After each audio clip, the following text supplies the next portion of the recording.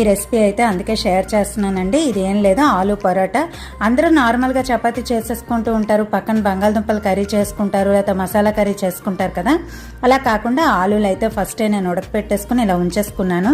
చాలా సింపుల్గా అప్పటికప్పుడు మనకి చపాతీ కర్రీ రెండు ఒకేసారి, అంటే కర్రీ లేకుండా ఆలు పరోటా ఎలా చేసుకోవాలి అన్నది ఇందులో షేర్ చేస్తున్నాను. ఇదిగోండి, ఇప్పుడు ఉల్లిపాయలు, కొంచెం పచ్చిమిరపకాయలు, చాలా సింపుల్ ప్రాసెస్ అనండి. కొంచెం గరం మసాలా తీసుకున్నాను.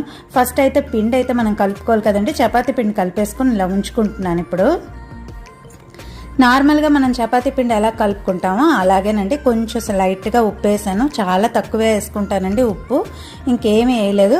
అంటే చపాతీ పిండి ఇలా మనం గట్టిగా కలిపేసుకుని ఇలాగా ఈ పదంలో కలుపుకోవాలి. ఇది ఎప్పుడు తయారు చేసుకోవాలి, స్టఫింగ్కి ఎలా ప్రిపేర్ చేసుకోవాలి అన్నది ఇప్పుడు చూపిస్తాను.